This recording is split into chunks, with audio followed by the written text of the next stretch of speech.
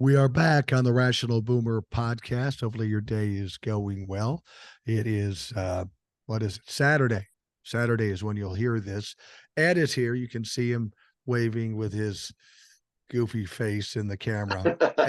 Ed and I spend most of our time on radio, but Ed did spend some time in front of the camera, so he's a little more adept at that. I got to tell you, Ed, people have been bugging me about when you're going to be on, and I just want people to know it wasn't me keeping you off. It was you being a fucking prima donna. No, I went on vacation. What can I tell you? From what? You're retired, motherfucker. What are you vacationing for? I was in the wilds of this Great Smoky Mountains where there was no Wi-Fi or anything, Well, that sounds nice. Yeah, we were down around Cades Cove and some really nice, which if you don't know is kind of like a loop through the Smokies where they preserve the old homesteads, and there's a blacksmith shop and a grist mill and that kind of stuff, and places. See, people may not know this, but before there was a Great Smoky Mountain National Park, there were towns and people living there, and when they made it a national park, they had to get out of Dodge. And then the TVA came in and built lakes where they were living, so they had to get out of there. And then around Oak Ridge, the government came in to build the bomb and chased them out of there. You could have gotten forced to move at least 3 times in the 1920s and 30s if you lived in the mountains of Tennessee. So that's kind of why they're not high on the federal government down here, yeah, right? I can imagine. But we had some friends in from California and Texas, and we rented a place down in the mountains, which was great, near Gatlinburg, which is near Pigeon Forge, where Dollywood is, and all that. And lots of artist communities and things. So it was a nice little getaway. So that's where I've been, and kind of incommunicado. And that wasn't bad to be out of the news loop for the better part of a week. So what you're basically saying is you had something better to do. Yeah, pretty much. All right. Well, I've told the folks and I've told you I have a cold, so that's why I sound weird. I'm Yeah. like fucking Brenda Vaccaro over here. And if Not you're bad. and if you're not old, you don't understand that reference. Just Google that shit. I was gonna tell Yeah, you just go rent Midnight Cowboy. You'll see her at her best. Yeah, absolutely.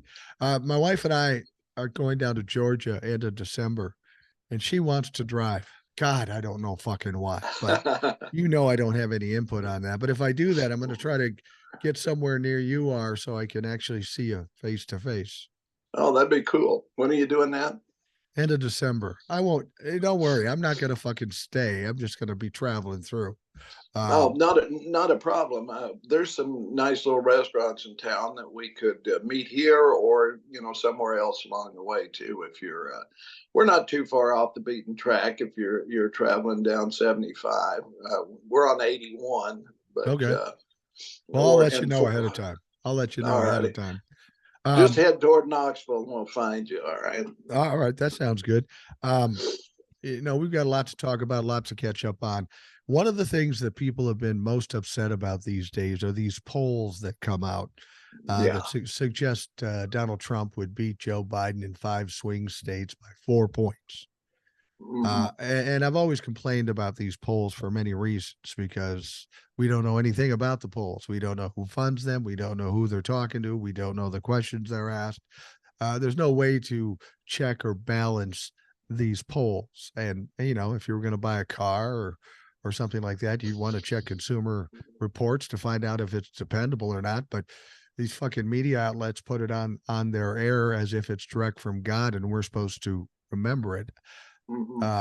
But the thing about it is that supports my point is we have these polls that show Donald Trump will win. Yet when we have elections, something else happens. That should tell us right there the fucking polls suck. Exactly.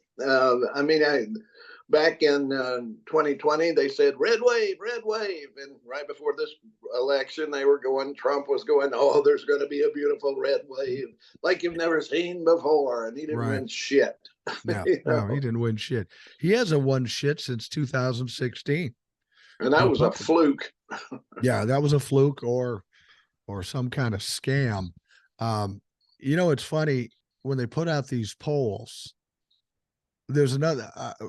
There aren't too many people in the media that I have respect for, but I think you and I both like Rachel Maddow as far as integrity goes, and Definitely. and she brought something up about that particular poll. While they said Donald Trump would win by 4% in these swing states, there was another question that was asked, and that question was, yeah, but what if Donald Trump was convicted of a felony?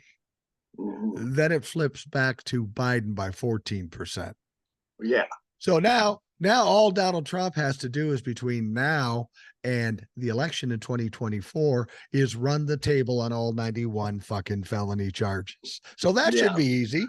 That should do it. Yeah. So welcome back, President Trump, right? Blah. Yeah. No, that ain't happening. Everybody needs to remember he would not be running now but for the fact that he was trying to head off all these indictments. He figured as being a candidate for president, they couldn't indict him. Well, he was wrong. And now here he is complaining, well, I can't campaign because I always have to be in court. Of course, he doesn't have to be there. Another lie. As a matter of fact, when Trump opens his mouth, he will lie even if he doesn't have to. Either that or he will confuse China and North Korea and then Right. claim that Biden has failing intellect. And I mean, and he's calling Kim Jong Un smart, and he's calling Hezbollah smart and stuff. Well, I have a deep connection with the Kim family. I spied on them for 3 years, and I know for a fact that these guys are morons. The grandfather, the father, and especially the father and son are simply morons propped up by the military. Right? Right, right, They're right. this. They're these strong men, supposedly. They're psychopaths, and they're not smart.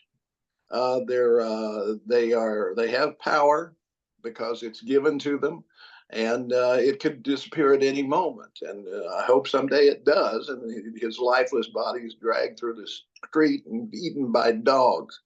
Um, Not that I don't like the guy. No, I get it. I think I know where the common ground is between Kim Jong Un and Donald Trump. It's Mhm. their mutual passion for Little Debbie pastries. These That's it. fuckers are healthy eaters, boy. Yeah, you can tell that. The thing that Trump wants to be, he wants that kind of strength or I don't know what it's not strength, but he wants the Power. people. Yeah, he wants the power. He wants people snapping to attention when he walks into the room and all of that. He lives for that kind of thing and wants it so bad, and he'll never get it. And that's good. But he's lusting after the power that he sees they have, the Putins, the Uns, and so forth, the Kims, I should say, and so forth. And he never met a dictator he didn't like. Period. No, no, Period. Period. no, you're absolutely right. And the thing about it, Donald Trump, people say, well, he'll run to Russia because he's buddies with Vladimir Putin. What people have to understand about these dictators, they don't like Donald Trump either because they know he's No. a fool. They know he's an idiot. He's only their buddy when he's useful to them. And when you take all his money and his power and his influence away, they don't want him anywhere near their fucking countries. Donald Trump isn't going to have any place to run because he's not of any use to anybody. Yeah, I'm waiting to see when Saudi Arabia takes back their $2 billion from Jared. Yeah. Uh, sorry, you're not making us enough money. We'll see you. That's going to happen. I can Oh, yeah. guarantee you that. He did whatever they wanted him to do. He got him the nuclear secrets, or he gave him a pass on Khashoggi, or whatever it was that they gave him this $2 billion um, quote investment fund. But it can disappear in a moment, and eventually it will. Well, I think this was a creative way to pay off Jared Kushner. They Yeah. weren't paying him off with $2 billion. No. They were paying him off with the 25 million he's making for managing it every year. They're going to let him have it for a few years. He'll make his 50 to $100 million, and they'll take it back, and that will be the payoff for whatever quid pro quo bullshit he was involved in. exactly. And the Mid East is a big problem. It's been a big problem. It will be a big problem because of the governments involved are all um, how can I put this? They're not serving the best interest of their people. They Right. all only serve a small group of people, And money and and power. Yeah. and power and so forth. And you can never actually strike any sort of permanent deal with people who are against a deal Right. because it serves them better not to have one. It's like cutting a deal with Kevin McCarthy for the budget. Exactly. And how Exactly. well That's did that fucking go? What do you yeah. think? We were talking about polls, and what do you think about these comments? And I think people don't understand how these comments get out there, but there are people saying, "Oh, Joe Biden's in trouble. He's standing with Israel. All the millennials and Gen Zs are going to vote against him." That sounds like a Republican fake message and the media just perpetuating it. I know some millennials, I know some Gen Zs. That's not at all fucking true. And the fact is, Joe Biden has no choice. They're an ally of ours. It's our responsibility to stand with them. This is true, and I think anybody who has sense realizes that because we have these agreements, we have these treaties, in many cases which Joe had nothing to do with, but we are bound by them. And yes, it serves our national interest to be allied with the strongest power in the region, which by any estimation is Israel. It will always be Israel because they receive a great deal of money and equipment from us and from also England, France, and others because they Right. are the policemen in the area defending our interest. It comes down to that. That said, I would compare the situation in Gaza to the American Old West. You had Right. the Native Americans who were um, essentially being eradicated by the incoming settlers. That was, the only good Indians. A dead Indian was very much the thing of the day, and they fought back savagely on occasion, but at the same time they were seeing their wives and children massacred. So why wouldn't they? Right. So this is the situation we have on the ground in Gaza. We have one power who wants to expand into the area, and we have the other power. Most of the people are prisoner by Hamas. I mean, they quote elected Hamas to as their government and so forth, but it's a small group of people, terrorists, savages who did what they did. But it is the people who are suffering, and I'm sorry. That kind of bombing and so forth, and it's the same sort of thing we did in Iraq, the shock and awe. You remember that?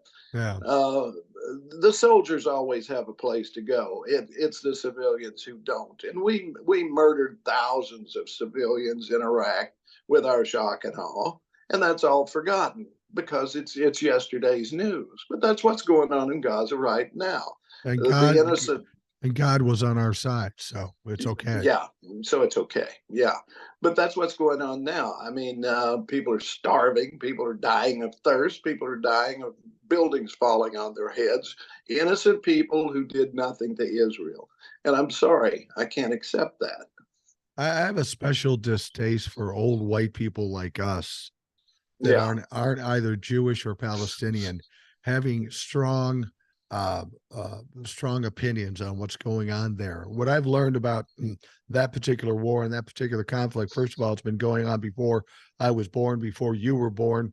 Uh, Yeah. but but no matter what side you take, you're going to have somebody pounding on your door. And my attitude is, I don't have a dog in this fight. We got enough shit going on in our country. And yeah, we need to help, whatever our job is. But the fact of the matter is, for me to go in and wade in on the plight of this situation is just arrogant because I don't know fucking anything. Well, this is the thing. I'm exactly as old as Israel is. We were born about the same time. Now, and there's always been trouble there. There always has, and as I say, I don't see an end to it anytime soon. And I wish it was not the case. I wish things could be worked out, settled. There could be a two-state solution. I don't see it happening. But at the same time, and I have to really emphasize this: if you're messing with American Jews, you're on the shit list, Yeah. because they have nothing to do with what goes on, what the government of Israel does. They may send them some money once in a while or something like that. They may have some relatives there and so forth. But if you're picking on a Jewish college student because of what's going on in Israel, you need your ass kicked. Oh, yeah, You I agree. And as a matter of fact, I don't care what your nationality or race or anything else is. If you're screwing with another American, regardless of what their background may be, you're on my shit list. Mind Exactly. your own damn business. It's got Ex- nothing to do with you. no, and that's the thing. You got the likes of Trump, and you've got these issues, and people back at home seem to think they've got to get involved, or their opinion matters. People will say to me, well, you have to understand the atrocities. And I understand the atrocities. It makes me very sad. And I hate watching this. But what people seem to forget, these kinds of atrocities are happening all over the world, all the time, in different situations. We should Yeah. worry about all those things. We should try to find ways to stop that. They talk about Joe Biden going over there and supporting Israel. It's not like he's going over there strapping on a gun and fighting with Israel. He's going over trying to quell this shit a little bit. The last thing Yeah. he wants to do is see the war escalated. So he's doing what he can. So to hold him responsible because he stands with Israel is fucking ridiculous. That's a Republican talking point. That's not what people in this country think. Right. And what little is being done, the 4 hour abatement of the bombing that they're Yeah. getting each day, that's Biden. Don't tell me Yeah. it's not. Yeah, That's exactly. that's American influence that is making that possible. And whatever Egypt does, that will be because of America too, and the Biden administration and the diplomacy that takes place. So they're doing what can be done at this point. Do I think more needs to be done about Palestine, that there needs to be a state for those people? I absolutely do. At the same time, I don't want it to be a launching pad for rockets into Israel. So what can you, how can that be achieved? I don't know. But I do know there are a lot of innocent people dying on both sides. And right now, it's mostly on the Palestinian side. What It's little that I simple. what little I know of this is that Hamas is a terrorist organization. They Yes. blatantly attacked Israel. Now, Israel is different from America. They're powerful like America, but they're different from America. When they get attacked like this, they are angry, and there's some cutthroat motherfuckers. Yep. They are going to be more aggressive and more demonstrative of the attack. And they might very well say, okay, I don't care what it's going to take. I'm going to wipe Hamas off the map. And if there's collateral damage, there's collateral damage. That's the sense I get about Israel. And I'm not going to fault them for it. It's them, it's their culture, it's their country. They do what they do. And in a lot of situations, I would feel the same way. But in America, it's not that way. They are worried about, or presumably worried about citizens and the innocent and stuff.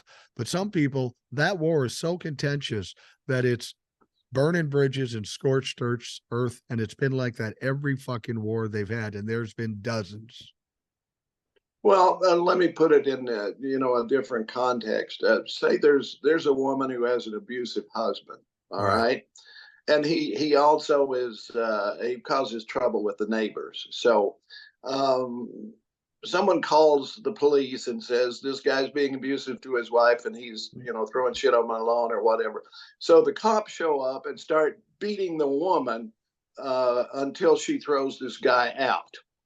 That's kind of what's going on now in Palestine. I mean, they're saying you got to get rid of Hamas, and they don't have the means to do that. Hamas Right. has the guns. Hamas has the evil nature, or whatever you want to call it. They'll turn on them just as easily.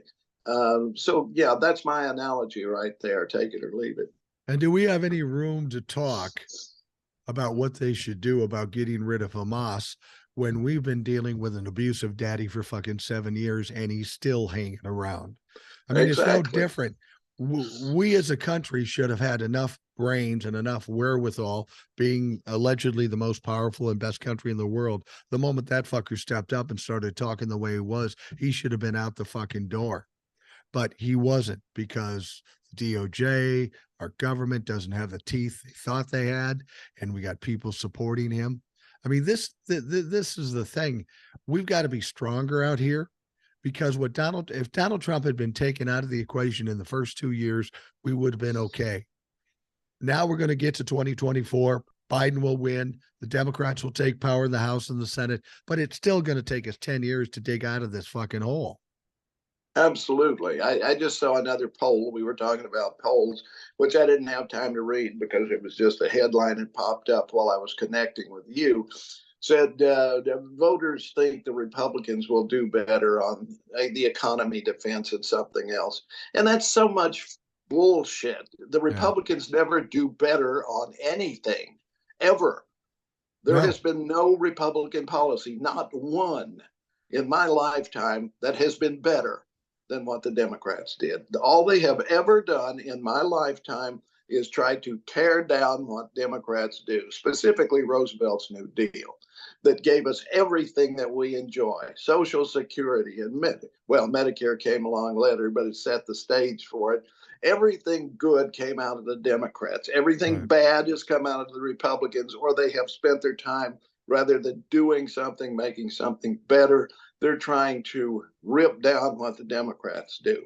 Now, you know, I'm here in Tennessee, so I got to, this is my letter from Tennessee. I got to throw this in before I Okay. forget it, right? A little while back, the Speaker of the House announced a working group to figure out if they could turn back federal education funds. That's 1.8 billion. If the state could somehow or other replace that money and not take the federal money, which comes with strings, like you have to feed the kids, or you have to give special services to kids that are developmentally disabled, for example, that sort of thing. And there's even more behind it. The governor wants very much to institute these charter schools. He was stopped from doing it last time because the guy from Hillsdale College, who was in charge of putting these things together, made some really stupid comments, and they had to pull back. But he still wants to do that. They want to destroy public education in the state of Tennessee. So it's gone beyond the working group now. Now they're going to try to. It's not. They're no longer looking, is this feasible? They're looking to how can we do this? How can we turn back $1.8 billion in federal funds? And it's not even that isn't enough. There's still buildings where the ceilings are falling down, especially in rural Tennessee, where the money never gets to because it's sucked up by the politicians in Nashville. Or it goes to Memphis or somewhere else where they have more effective politicians than East Tennessee does, who tends to send down a bunch of Jethro Bodines, quite frankly, who Right. have the intellectual development of a stump. But that's what's going on here, and I think it's a test kitchen, so to speak, and you'll see it elsewhere. You'll see it Well, start to happen because they blame the education system for creating Democrats. They groom them to be Democrats. What they do, of course, is provide them with the truth. Then they choose to be Democrats. Like me, I was born a Republican into a Republican house. My grandfather was a mover and shaker in the Republican Party in Hawkins County, but I'm now a Democratic socialist because I see the truth. right, right. Well, I think our education system is in dire straits, not only with the Republicans trying to dismantle it, but you and I both work for a public school district, Yeah, and Democrat, Republican aside, just the way these organizations, the bureaucracy of it, some of the top worst, heavy. some of the worst. I mean, the one we worked in, and I'm just going to fucking say it. The Minneapolis Public Schools, that is the worst run organization I've ever fucking seen. I mean, the way they Well, treat people, the way they treat teachers, the way they spend money, they want more money. I have no problem always with giving money to the school district. I just voted for, I just voted for, what do they call it? A referendum. referendum in the town I live in. Okay. I voted for it. Everybody wanted to vote no for it. I voted for it. I have no kids in school here. But you know why I voted for it? Because everything that they teach, they're in the top 5 in the state. So I'd Yeah, like to perpetuate that. And exactly. and if I ever hope to sell my home, what's more valuable than having a good school district to a potential buyer? You got to think beyond the end of your fucking nose. Yeah. Well, and when you have the Speaker of the House, Mike Johnson, saying that it is every woman's duty to produce at least one worker. He actually said that. He actually said that. That's what her duty is to have one kid who could become a worker, a cog in the wheel, so to speak. And that's what they want. That they want a lot of a small group of really rich people owning everything, everybody else having to work for whatever they're willing to pay, just like it was at the turn of the 19th century or the 20th century and the end of the 19th century. That's what they want. That's your Republican Party. Anybody who says different is a liar, a liar, a liar. Anybody who says, I don't care if it's your pastor or your uncle or your grandparents, they're lying or stupid. Well, see if I'm the only one who thinks this. See how you feel about this. I'm looking at Mike Johnson as the Speaker of the House. They just grabbed anybody they thought they could get elected. They didn't vet him at all. But I look Right. at this guy, I listen to this guy. I got to believe there's some really fucked up shit coming out about him at some point in the near future.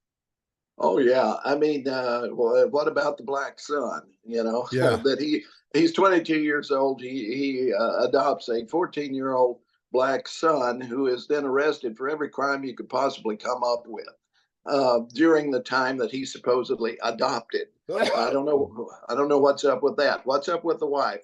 What is that voice she has that you'll see? It's called the fundamentalist something voice. It's this little mousy voice. I just love my husband and I do everything he says. And I was a teacher, but then I decided I wanted to be a counselor, and now I do bogus counseling. We're just jealous because we didn't find a girl like that. My wife will say, fuck you, do it. And I do it. Exactly. I do it. Exactly. Now, do you Same think, here. I think Mike Johnson is comparable to Donald Trump in the sense that um, they wanted something so badly because of their ego and their delusional image of themselves. And then they get to a point where they're going, oh, fuck, I'm over my head. I think Mike Johnson is over his head. If they think this is going to be any better than if, if Kevin McCarthy was there, I mean, we've got right now, as you were listening to this podcast, 6 days before the Yeah. government is set to shut down, and Monday's a federal fucking holiday. Yeah. So, and they what did they have? They had August and September. They could have done something, and they did nothing except investigate impeaching Joe Biden. This is who the Republican Party is.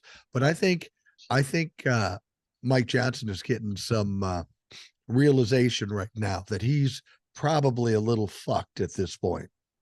I'm just waiting for one of them to step up. As soon as he announces some sort of continuing resolution, one of those dumb fuckers is going to step up and do another takedown. Oh You yeah, know, and we'll go through that again while the government festers. I have to say that if you have a government that can't work, you got to just start from there. They should declare new elections tomorrow and say, you fuckers are out.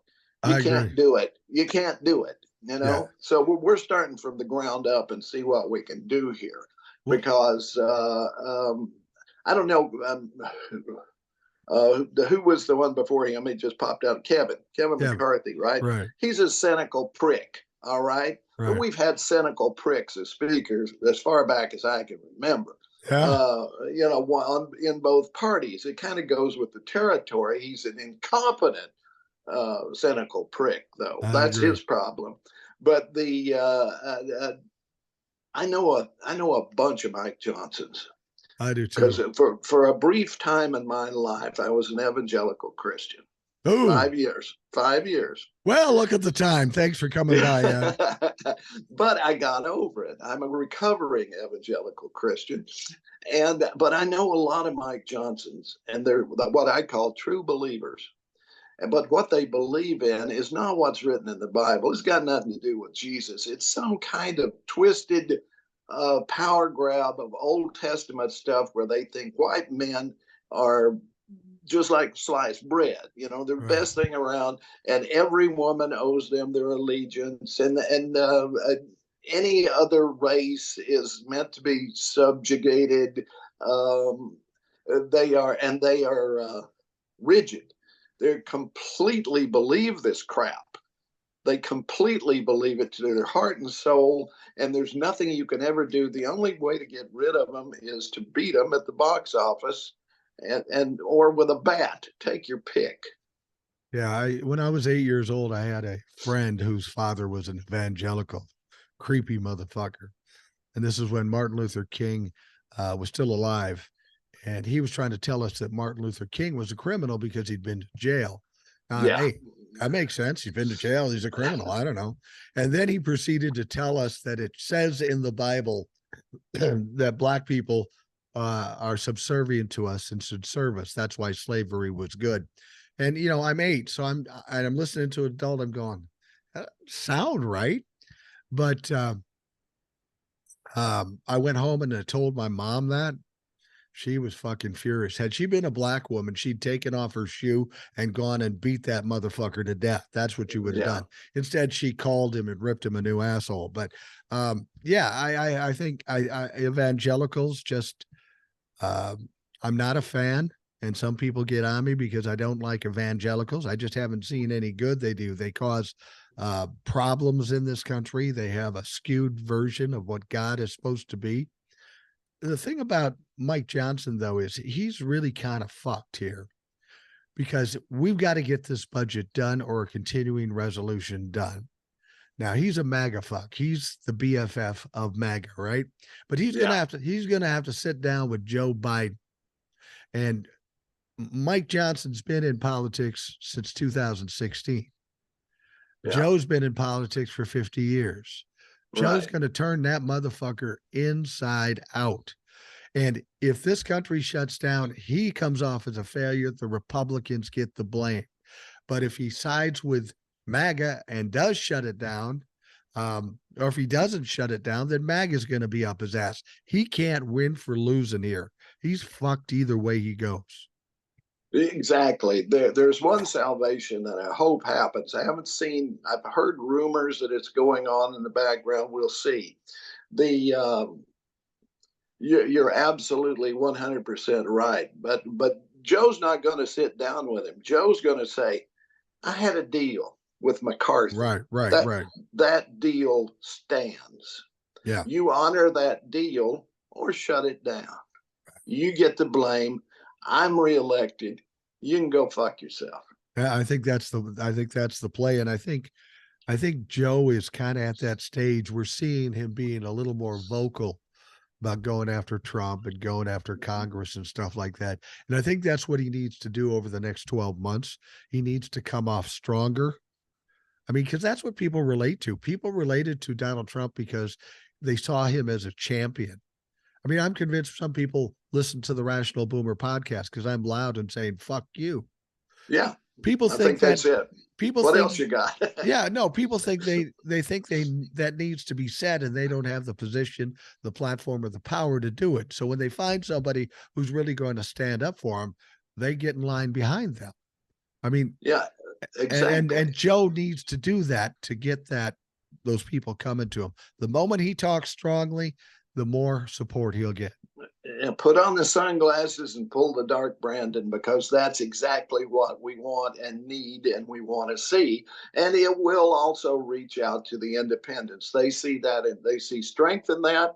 And I think folks need to remember, number one, that this presidential election is accelerated because Trump, hoping to get out of all of his criminal problems, announced very early and started campaigning. So that's kind of, Joe was held back because there's no need to do it yet. Right. He's letting the other Republican candidates, which I want to talk about in a minute, start to pick away at Trump and say, well, he was. What did Nikki Haley say? He was the president for that time, but he's not the president anymore, which is a blatant lie.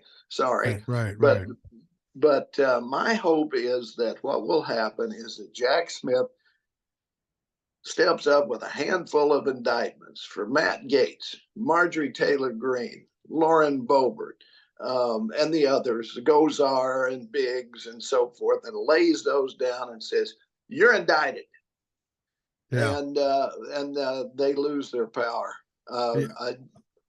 I, I'd like to see him arrest them, quite frankly. Absolutely. Well, they will have to be arrested if they don't surrender. But the question is when is he going to do that? You know, it's coming. You know, Yeah, it's coming. Is he going to wait until the start of Donald Trump's trial? Is he going to wait till after Donald Trump's trial? Is he going to do it before Donald Trump's trial? I mean, because with regards to January 6th, he's only indicted one guy, Donald Trump. And we right, know there's a lot of other moving parts there, sitting members of Congress, Ginny Thomas, Rudy Giuliani, all this shit. We know they're going to get indicted. We know there's unindicted co-conspirators. We know right, Mark Meadows has flipped. So everybody's fucked. It's not just Donald Trump because everybody communicated with Donald Trump through Mark Meadows. So he's right. not just flipping on Donald Trump, he's flipping on fucking everybody.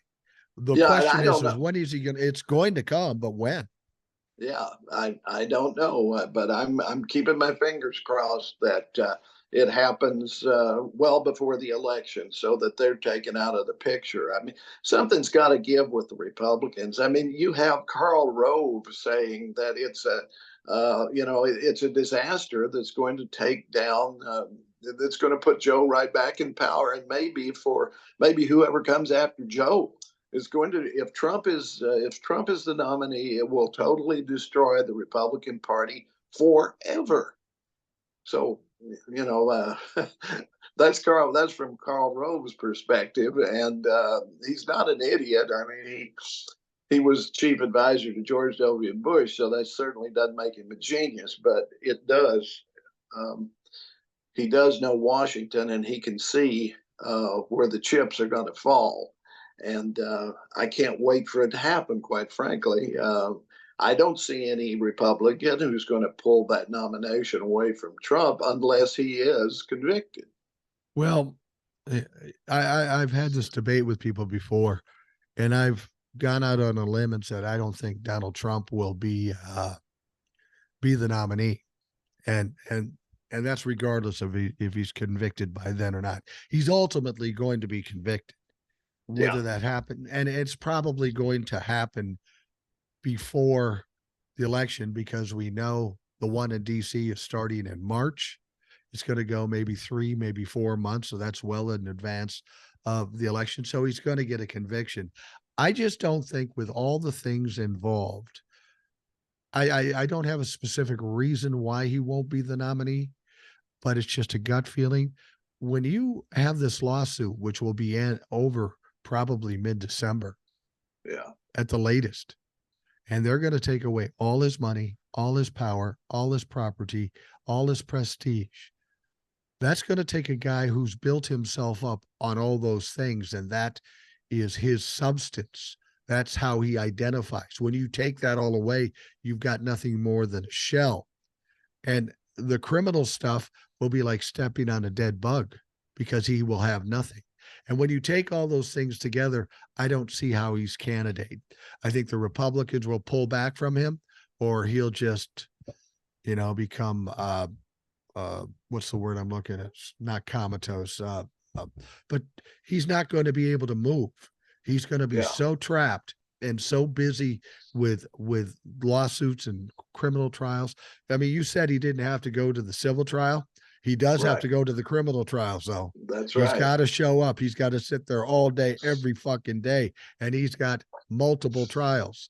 So I just don't think he can make it, either physically or emotionally. I just don't think he'll be there in 2024 in November. Well, we're seeing him fall apart on the campaign trail from things like getting Orban in Turkey rather than, um, or is the other way around? I'm Erdogan. sorry. I'm sorry, my cognitive powers are also failing. But he's screwing up where people are in power. He's confusing China and North Korea as far as population and that sort of thing, because he's not going with a teleprompter. He's just doing this stuff off the top of his head. So he's going to get it wrong about half the time because he didn't know anything to begin with. And Right. that's the thing we have to remember. Donald Trump is terminally stupid. He knows nothing, and we're getting all of this now from the people who worked with him. No, he can't concentrate for more than 10 minutes. No, he can't read a paper. No, he can't do anything that has anything sort of intellectual ability to it. He's bereft of intellect. Well, what people miss, I think, with Donald Trump, I've always known because I've known people like him. There is no thought process when he says something. It's all reactionary. It's all about emotion. If I said, Donnie, you're a poopy butt, whatever came out of his mouth is what he says he believes, but it would come out of nowhere. He doesn't think about what he says. And that's what gets him in trouble all the time. But he's just not a very thoughtful person. He's not a smart person. And he's not the kind of guy you want at the helm of anything that you need to control. If you're somebody who's president or captaining a ship or something, you don't need somebody that goes, oh, fuck, I got to do this. All emotions, all reaction. You got to have somebody who can think, be logical, and make the right choices. Donald Trump is just not that. Right. I mean, he was given a huge amount of money from his father, and he was able to hire lawyers who ran his businesses and so forth. And he would, of course, screw them up. He would run casinos into the ground, which is practically impossible to do. And he'd come up with things like Trump wine, Trump steaks, and all that crap, which are never going to go anywhere. No. And he was able to do enough fraud to get his name on some properties, so he had a cash flow going. But I strongly believe that most of his money came from Putin, and still does. I mean, he laundered it through his properties and so forth, and that hasn't even really been looked at yet, But No. it's there. It's there for sure. Well, I think there's a lot of stuff that we don't know yet that is there. We're going to take a break here in a minute, but one of the things that we've always questioned and didn't know, but now we do know, is what is Jack Smith going to do in the January 6th trial regarding the attack on the Capitol? A lot of people thought that Jack Smith would back off of that with tying it to Donald Trump because it would have been harder to prove. A lot of people thought that. And then Donald Trump's lawyers go in and they say, yeah, let's make sure we don't talk about that in the trial. And Jack Smith comes back, oh, no. That's going to be the main part of the trial. We're going to talk about the attack on the Capitol, and we're going to bring insurrectionists here, and they'll bring them in to testify to tell us how you were in fuck involved. This has got to be making Trump nervous. But it also tells us there's a lot of shit going on with Jack Smith we don't even know. The worst is probably yet to come. Yeah, I mean, Mark Meadows was there at all those meetings, and he's turned. And Sidney Powell was at meetings, and Rudy Giuliani. I don't know. Is Rudy going to flip, or is he going to go down with the ship? It's hard to say. I can't see him not flipping eventually. I think this is the thing. Everybody tells me, well, Rudy will flip, maybe Donald will flip. I don't think everybody who may want to flip will get the opportunity to flip. Yeah, I think true. I think Rudy Giuliani is up to his neck in crimes, and they are going to offer him to flip. They're going to take his fucking ass down too. Because even if Rudy flips, he's mentally diminished and he lies as much as Donald. What kind of witness would he be? Yeah, and I think he's drunk most of the time still. There you go. Yeah, I would be. Fuck, if I was Rudy, I'd be drinking like a motherfucker. Yeah, no question about it. Well, Ed, I tell you what, we're going to take a quick break. We'll talk a little bit about this lawsuit that continues in New York with Letitia James. We've got other shit to talk to about too. So we'll take a quick break, and we'll be right back.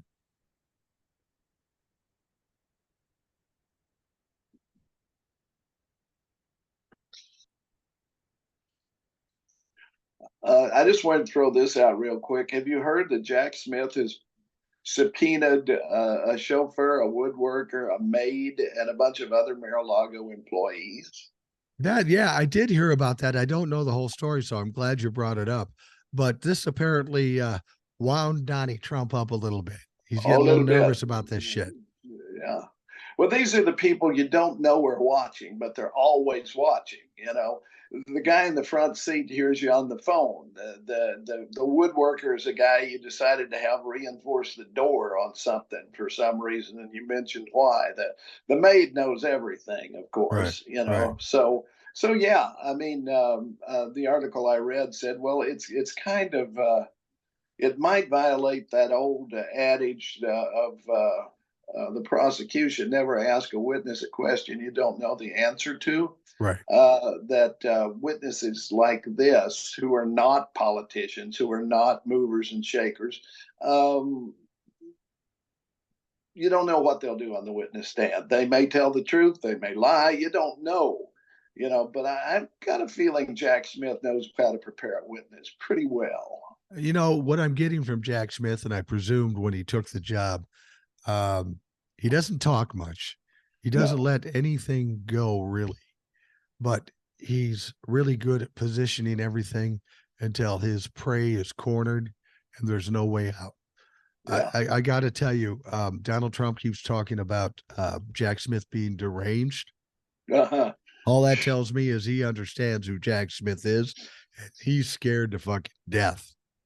Yeah, I mean, this is like the Terminator is on your tail, you know. Right. That it's very much that case. He's moving directly in a straight line, and he is not distracted by all of your histrionics. Well, I have to laugh so hard when Trump tells his followers, uh, they don't want me, they want you. I'm just Yeah. standing in their way, which is so much bullshit because I don't know about you, but uh, I haven't inspired any insurrections lately, and I haven't raped any women, and I haven't stolen documents or anything. And most other people haven't either. Well, it's Uh, early so, yet. It's early yet. well, yeah. I mean, I'm eyeing some of those documents. Yeah. Yeah. Yeah. No shit. Well, yeah. You know, and I think Jack Smith is definitely. I think everybody, because Donald Trump is by nature paranoid. And if he's Yeah. not winning, he's thinking everybody's trying to cheat him. But I guarantee you, Jack Smith, Letitia James, and Fonnie Willis have all gotten in his head. And then he goes to what I said before. It's all reactionary. It's all emotion. He fucks up constantly. And that's why I'm saying you put that much pressure on that simple 78-year-old mind, it's going Yeah. to fucking implode eventually. I don't know how he makes it to November of 2024. He's not going to make it here. Well, some would argue it happened a long time ago. Well, You yeah, know, I absolutely. mean, this guy he is not stable and he's not a genius. You know, I mean, it's he's neither of those things. But I just want to jump back a minute when I said that with Mike Johnson, you might want to go after him with a bat. I didn't mean that literally. Okay, I just I want to be careful that I don't inspire violence in anyone because there Republicans, there are plenty of Republicans around to do that. We're Democrats. We don't do that shit. Okay. Well, it depends on how you meant it. Did you mean a baseball bat or an actual rodent bat? The rodent That bat would be a little. actually that'd be funny. Actually, Yeah. you know. I'm going to give you such a. No, yeah. Mike Johnson's in trouble. I don't think he'll be the Speaker of the House very much longer. I think he. I look at Mike Johnson the same way I look at Ron DeSantis, who is failing miserably every debate they have. He looks horrible. He's awkward. He's weird. And but what happened was when Donald Trump started getting this baggage, and some Republicans said, "Oh my God, Donald Trump's fucked. We need somebody, anybody, to replace him." And they had Ron DeSantis talking like Donald Trump. They didn't vet him. They didn't know anything about it. They just emotionally and quickly grabbed onto him and made him their guy. And now Yep. that's failed in the long run. Same thing with Mike Johnson.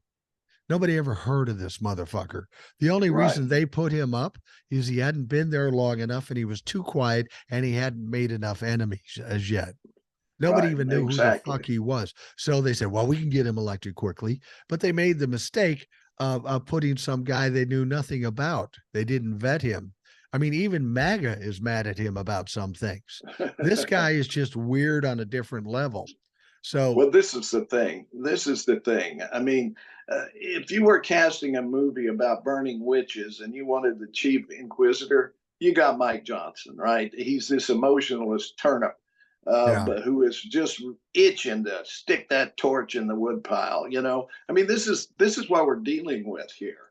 Um, these twisted, disgusting, loathsome, awful people, and just because he has a veneer of civilization over that doesn't mean that he is not just vicious underneath, because that's what they are.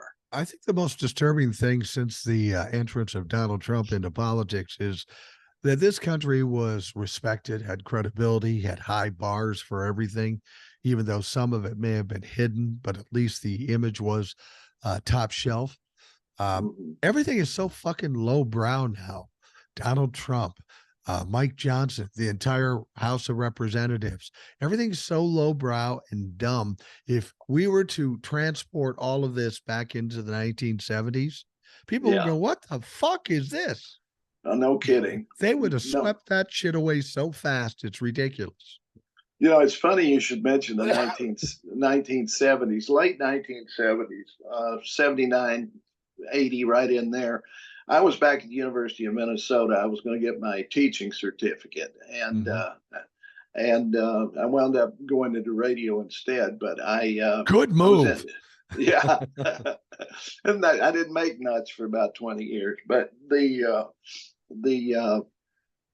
I had to do a paper, and I did a paper on Christian nationalism, which wasn't a thing then, really. But I did the research, and I found out about this guy Rushdoony, who had put up this with the seven pillars thing, where Oh they yeah. wanted they wanted the church to take over the seven mountains. Actually, they would call it sometimes. They wanted to take over education and these seven different things that basically rule the country. Okay, and I did the paper on it, and Francis Schaeffer was one of them at the time, and incidentally, his son Frank Schaeffer. You should look him up because he's got the goods on these guys, because he was there as the Mhm. son of Francis Schaeffer, and he knows who they all are, and he can tell you everything you need to know about Christian nationalism. Okay, but back at that time, I saw this happening, and then along came Jerry Falwell and the moral majority, and it was just moving in that direction.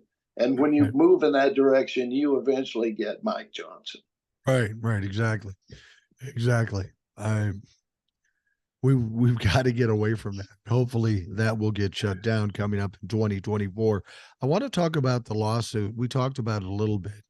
Uh, Letitia James put on her prosecution Eric Trump, Donald Trump Jr., and Ivanka Trump all had to testify.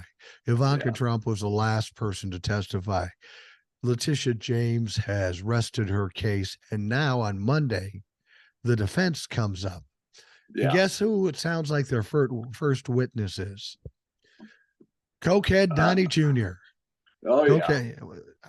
What do they expect to gain by putting him on the stand? Or is it that they just don't have anybody else?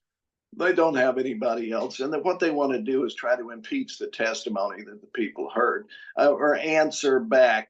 Uh, you know, they will be a friendly audience, asking essentially the same questions that the prosecution did, but trying to muddy the waters, trying to make it seem that the prosecution was tilting at windmills, and that they're getting the real dope from old cocaine nose right now, or Adderall or whatever he's on.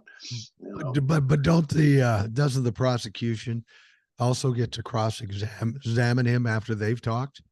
Of course they do, but I don't know if you've noticed this, but these aren't exactly the top graduates of an Ivy League law school here. I haven't looked them up to see where they went or anything like that, but I can. If I graduate from Harvard last in my class, I still graduated from Harvard. I haven't seen these people as being genius, whether it was not going for a jury trial, which they could have done.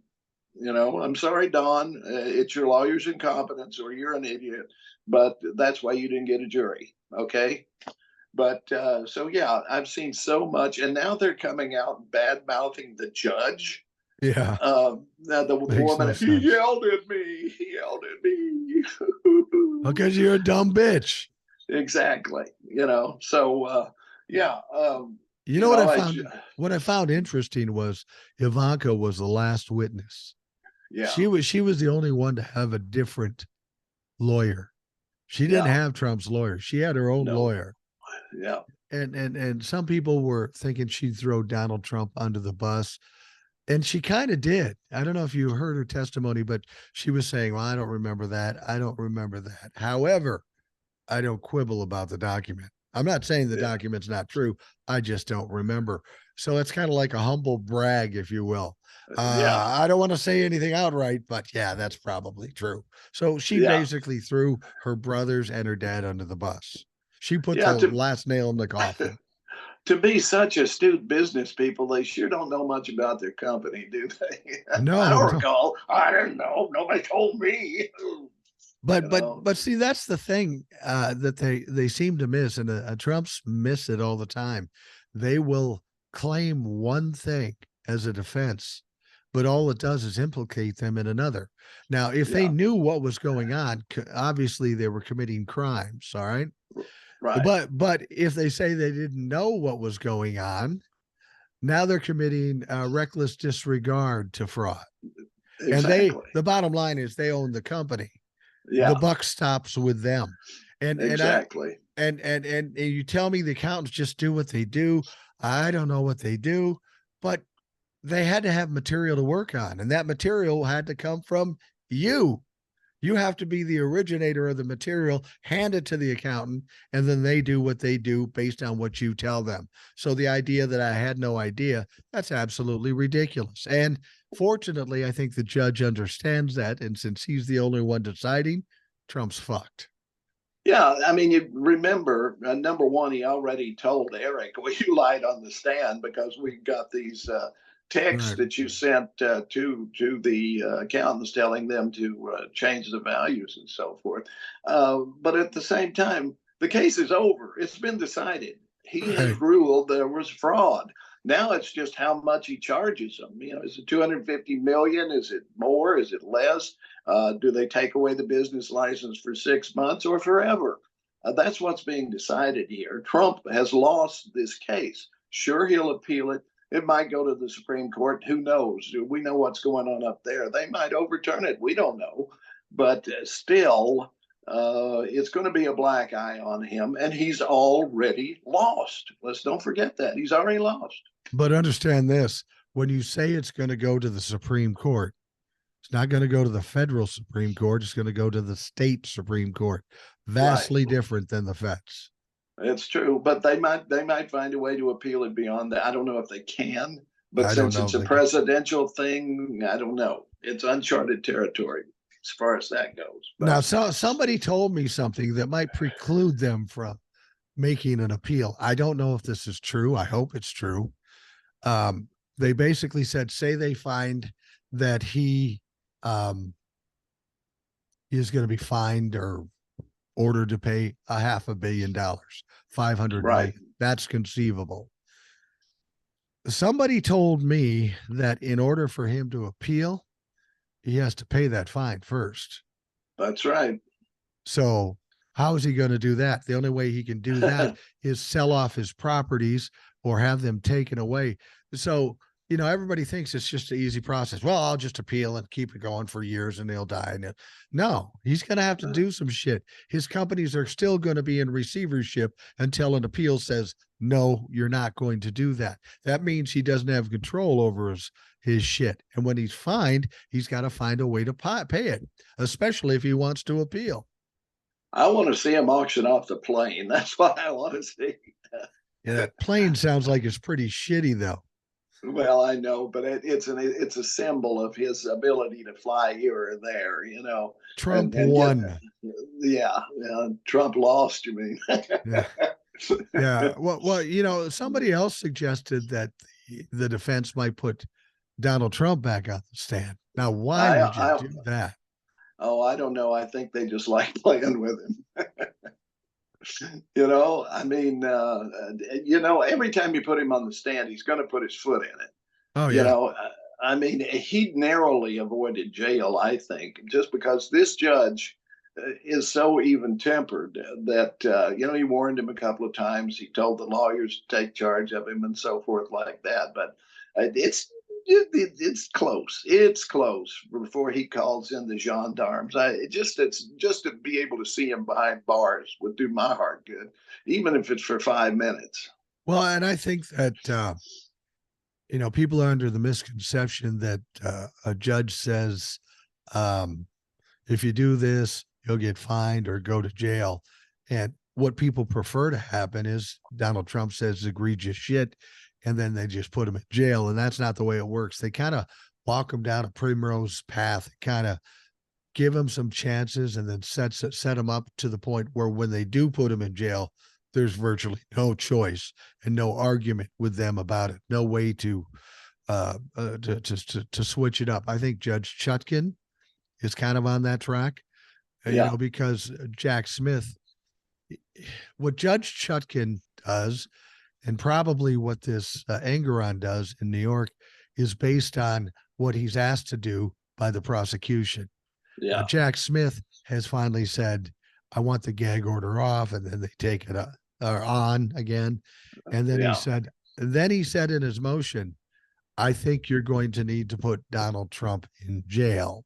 Yeah. Because of what he's doing. So now that Jack Smith has said that, that's a decision the judge has to make. Yeah. She's not going to make that decision until she has to because of the potential fallout. And I think the same is said for Engeron. Engeron's a different situation because it's a civil Right. situation, but he's watched this guy go against him every time. First 5,000, then 10,000. By now, he knows that is not working. So he's got to take a further step to shut this guy up, especially if he goes on the stand again. Well, and you know who else has to watch it? And that's his lawyers, because one of them said something about that clerk again. And I was surprised he didn't hit them with contempt right there. Right. He Right at gagged that him, moment. Though. Yeah. He did gag him. Yeah. And then you've got, like you were talking about, this Alina Baba or Haba or whatever the fuck her name is. Yeah. She's got to be one of the dumbest fucking lawyers I've ever seen. I mean, Yes. she just keeps spewing what Donald Trump has said. And she goes out and talks, and she's butthurt because the judge yelled at her. Well, because you're being a stupid bitch. The interesting thing is that the other lawyer, Chris Keiss, he's the former Solicitor General for state of Florida. So he's got some bona fides in his background. He ain't saying shit. You notice that? He said, exactly. But remember, that's a political job. I mean, it's he doesn't have to be smart. He just has to be well connected. I'm just throwing that out there. But he knows at least to keep his mouth shut. So that's something. I get the feeling he's going and representing Donald Trump and holding his nose the whole way.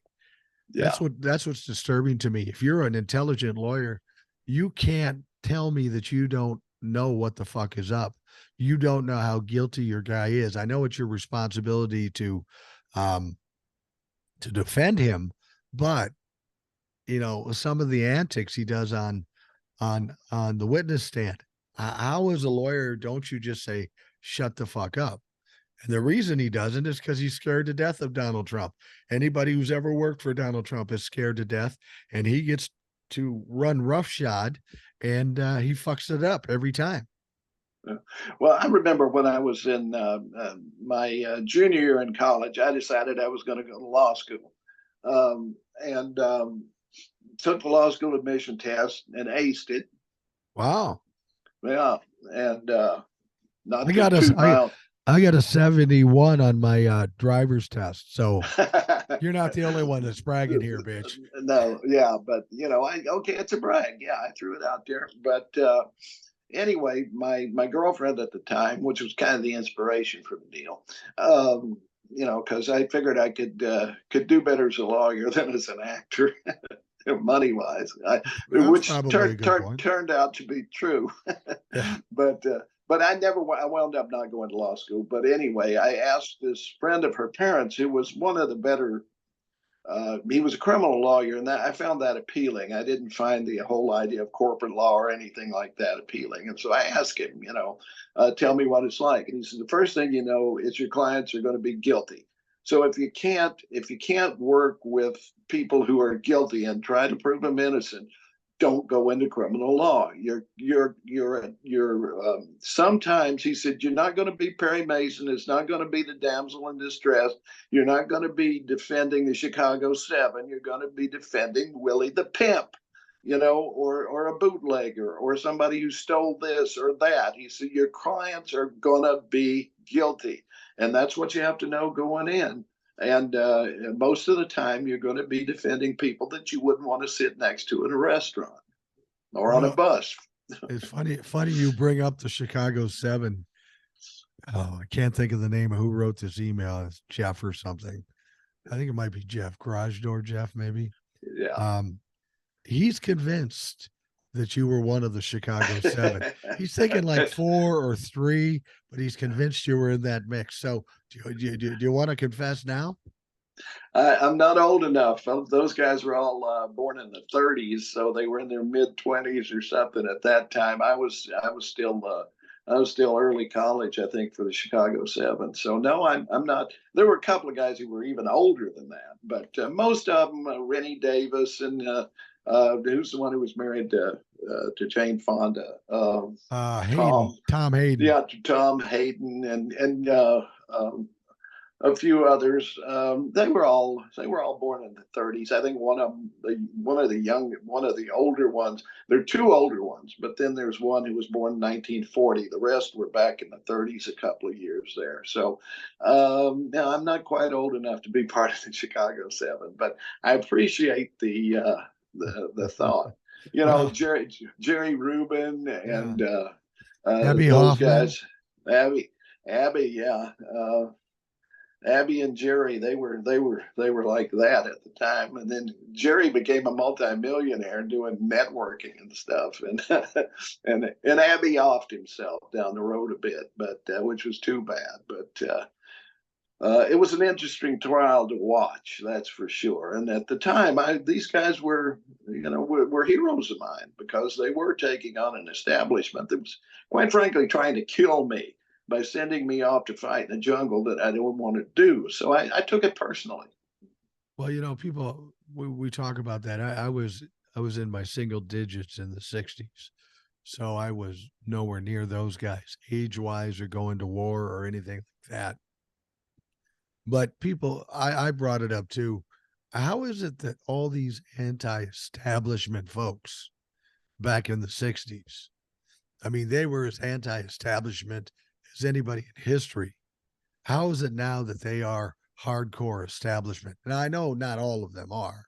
There's still Well, some certainly hippies around. Tom Hayden certainly became. I mean, he was state senator from California for the rest of his life. Right, right. And he got to marry Jane Fonda, but who still looks hot at 82. I'm just saying. It's true. Yeah, but I mean, granted, a good friend of mine was in the Symbionese Liberation Army, but that doesn't make me one of the Chicago Seven. It's funny you bring that up. I was thinking about that the other day. The friend you're talking about is somebody who was from Minnesota. Yeah. Right. And I don't remember her name. What was her name? Well, Kathleen Solia was her real name. And that was a Uh, big news story because I don't know when it was. Was it the 90s or the 2000s that they 90s. found Yeah. her? And she was with Yeah. the Symbionese Liberation Army. And then she went off and became a housewife and a mother and an actress and all that stuff. Seemingly the nicest woman in the world. You were friends with her, but she Still had am. this. Are you really? Yeah. But her background was such that she was tied to what some people thought was a terrorist organization. That's a crazy fucking story. Yeah. Well, yeah, I got to know her when we were in a play together, and um, as you say, she was a very nice woman. I mean, uh, there was a gay couple who wanted to get married, but they couldn't afford a venue. So she opened up her house and cooked all the food and everything. I mean, she's just a super nice lady. And she volunteered at the Center for Torture in Minnesota. If you remember that, that was a Right, big right, deal right. that they established and so forth. And was very active in all kinds of liberal causes and a crackerjack actress, just really, really good. And I was in a play with her. It's called it was a piece of a larger play called the Kentucky Cycle, and it was entered in a contest. So we went and we're in this contest, and she won Best Actress Oh, actually, and in that particular um, a contest, and then we drove home, and it was a few days later, and literally a few days later, like 2 or 3 days, my agent calls me up and says, "Are you watching the news?" She was a very colorful lady, and I said, "No." She said, "Well, turn it on," and hung up. So I turned on the news. There's a picture of Kathleen. I'm going to refer to her that way because she's very low key now, yeah, I and can imagine. and so yeah, she had been arrested. American Most Wanted had a hand in it and so forth. But really, she'd been trying to surrender. Okay, I can tell you exactly when it was. It was right after. It was I think the November or December after 9/11. Oh, wow. Okay. And so there was no way they were going to go soft on a quote terrorist after No, 9/11. So, and then there was the big trial and everything, and she wound up doing 7 years in prison. Was convicted, pleaded guilty, and did her time, served her time, and she's back as being a wife and mother. She doesn't act much anymore. I think maybe she's done one role in all that time, but which was too bad. But she's still a very nice lady. Has um, her daughter used to sing jazz and was on our radio station frequently. absolutely. Uh, She's very good too. yeah, and so I won't name her either, but uh, I'd hate to be held accountable for everything I did in my teenage years. And I guess she was in her 20s when she got sucked into the Symbionese Liberation Army. But anyway, she paid her debt to society, and that's that. She was involved. She was there when they, kidnapped Patty Hearst. Hearst. Patty Hearst was one of the people who was with Patty Hearst, during Oh, when she shot up the bank and stuff, So, right. uh, What was your but immediate reaction when you found this out? I mean, here you are in a play with this perfectly lovely woman from Minnesota, and your agent says, turn on the news. And you do, and you see this. This has got to be like a watershed moment for you. You go, what the fuck? when I got back from that road trip with her, which was, we drove 3 hours, we drove up to one of those mining towns was where this on the Iron Range, Hinkley, I believe, was where it was. This is a couple of 3 hours drive from Twin Cities, there and back, And I remember telling my wife when I got in, sir, Kathleen is a lot more radical than I thought because we talked politics on the way up, Oh, and wow. she was very radical, So it made perfect sense.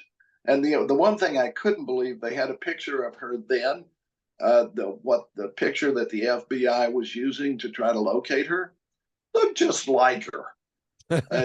I'm still not convinced that somebody didn't see the America Most Wanted and finger her. I really, I really think somebody must have done that, but Wow. I don't know that for sure. But like I say, I think she was negotiating to come in Oh, okay. at one point before 9/11, and then it all went to crap. I think I don't know that for sure. Well, that era, the 60s, was a different kind of era. If you're not old enough to remember it, it was pretty tumultuous in the 60s. And there was a Yeah, lot of people fighting against our government.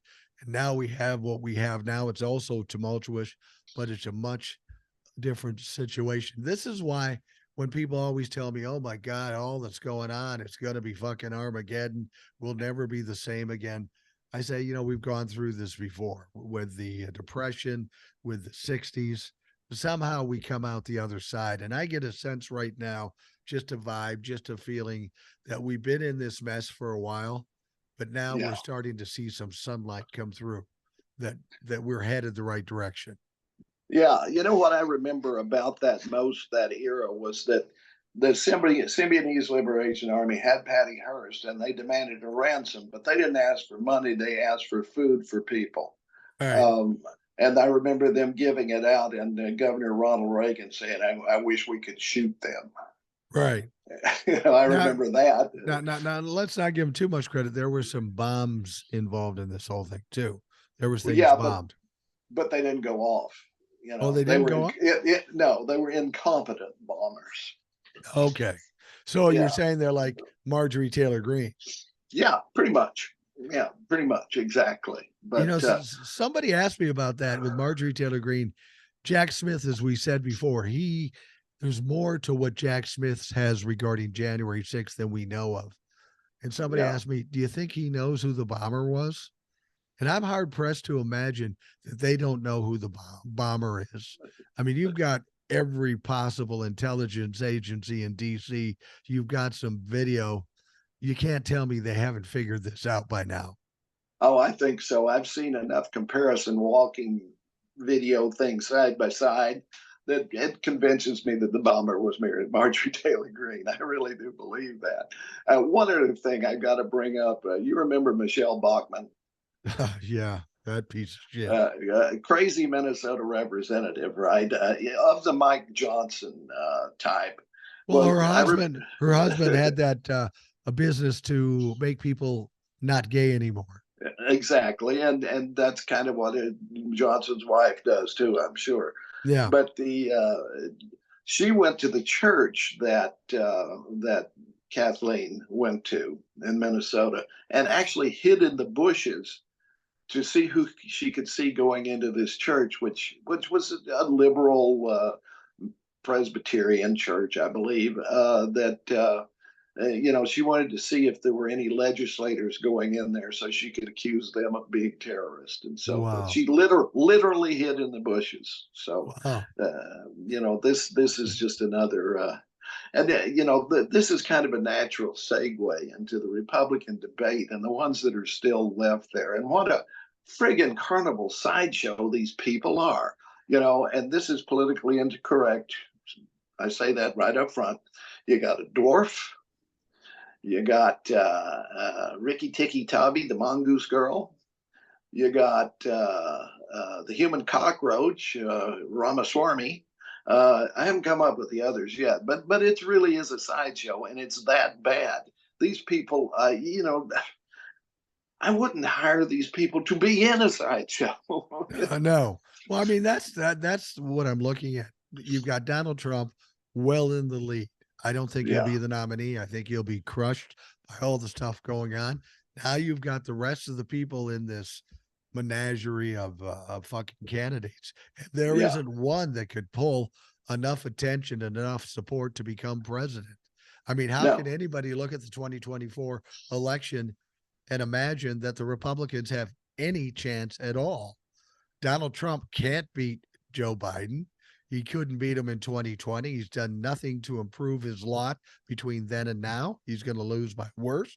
And the rest of these fucks, Nobody respects them. Nobody watches the fucking debates. I don't even know why Right. they bother doing it. And they've got nothing new. No. They cannot argue policy because the Republican Party does not have a platform that they can address. They can't say, we want to do this, because they don't want to do that. There is nothing that they can articulate that the Republican Party wants to do other than than make the rich people's tax cuts more permanent than they already did. And also, uh, I heard somebody saying the other day, well, Joe Biden raised taxes. That's a lie. Donald Trump raised your taxes. When they did the Trump tax cut, all the rich people and corporations got permanent tax cuts. You got temporary economic fiddling that made it look like you were getting a tax cut. Now your taxes are going to go up every 2 years for a decade. That's the Right. Trump tax plan right there. The taxes going up belong to Trump, not to Biden. Absolutely. They people want to try to pin it on Biden. You know, to be perfectly honest, we need Biden in 2024 to take away those taxes. I mean, I know when Yes. I did my taxes, I was like a lot of folks. I was surprised. I did my taxes, looked like I was going to owe about $1,000. That isn't crazy, but I'd forgotten to put in um, my health care, which I was getting a Right. tax break on from a further tax break. My tax debt, my what I owed went from 1,000 to 7,000 just by inserting the tax break I got Yeah. on the medical. So Yeah. what Joe Biden gave us, it was taken away, and then Joe Biden tried to give it back, but of course the Republicans obstructed it, and that money coming out of my pocket is going right into the Republicans' pockets. Fuck them. Exactly. And it needs to be addressed. The other thing that I've got to throw out there, because I read an article a couple of days ago, and it dawned on me that the last time we had the Fed raising interest rates like they are, and I saw this morning that it looked like that interest rates dropped just a little bit. And they were asking, does this mean interest rates that the Fed will not be raising interest rates next time? And the Fed guy is already, I can't remember his name, whatever it is, the head of the Fed said, we may not be done yet. The last time they were doing this shit, you know who was president? Only imagine. Jimmy Carter. Yeah. This is I don't trust the Fed any further than I can throw them, because they work. I mean, this is a commercial enterprise. They're big banks. They work for the rich people. I Right. think they're trying to take down Biden with the raising these interest rates. It's not doing any good.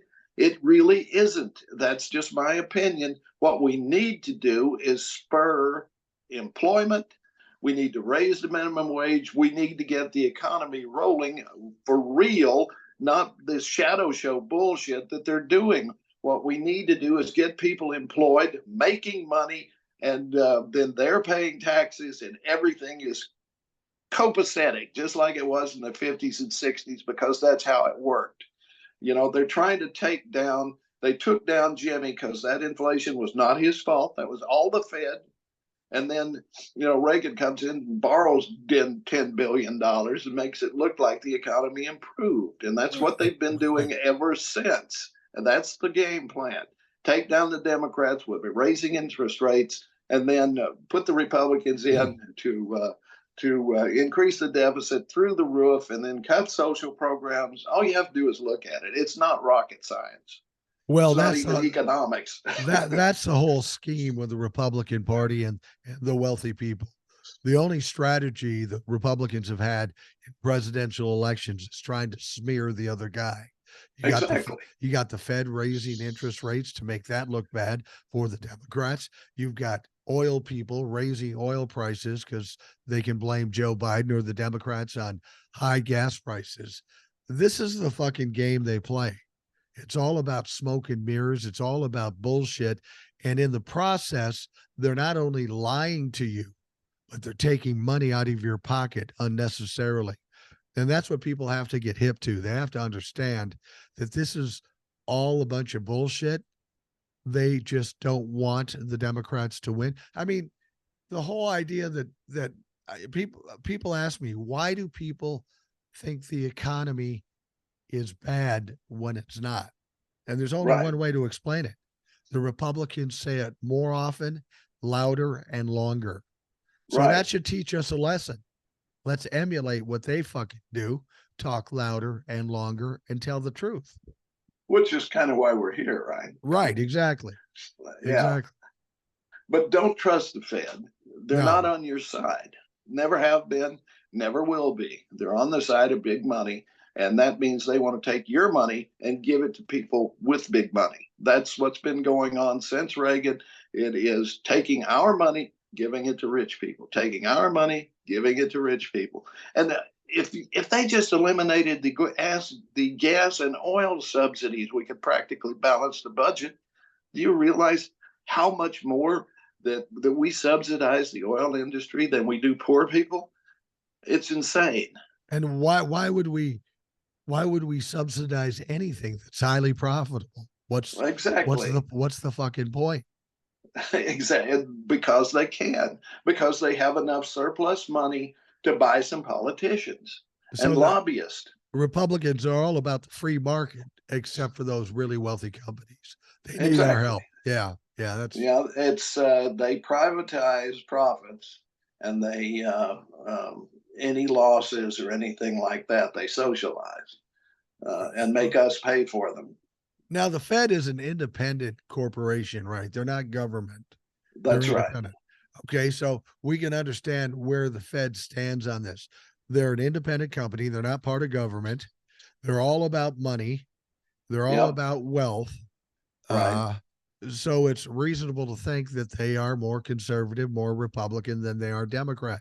So what you're saying makes perfect sense. It comes Yeah. natural to them. Yeah. The whole philosophy is that if you raise interest rates high enough, businesses will lay off a whole bunch of people or fire them permanently. Right.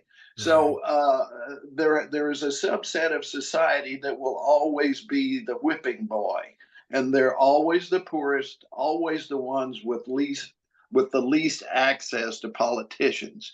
So this is what the Fed's all about, and Absolutely. that's what it is to get as many people unemployed as possible. And that sucks. It stinks. It's rotten, and it needs to be addressed somehow. All right. Well, I'm going to wrap things up. We're a little long, but we always go long, and that's cool. But my voice is starting to leave me. And I got to do Yeah. another podcast later tonight, so I got to save my voice some. But Ed, thanks for coming in. I'm glad we finally got you back after a couple of weeks. And I will Always leave them wanting more. always leave them wanting more, and you'll be back next week. Otherwise, it'll go in your permanent file. So I'm just saying. Damn. Damn. Now I'm worried. Yeah, I know. And for those listening, thank you for taking the time out of your day to listen. I hope you have a great day. And One you got more something thing. else? All right. Yeah. Don't forget to check out Holler Troll on Yes. TikTok. Yeah. Let's go through that. You're right. I'm glad you reminded me. Check Ed out on TikTok at Holler Troll. HOLLERTROLL. I know a lot of these folks already listen, Yeah. but there's always room for more. Absolutely. Like and follow. That's all I can say. Like it. Because I'm needy. We're all a little needy. We're all Yes. attention whores sitting here on That's right. the podcast. All right. Well, I hope you have a great day, and we will talk to you again tomorrow.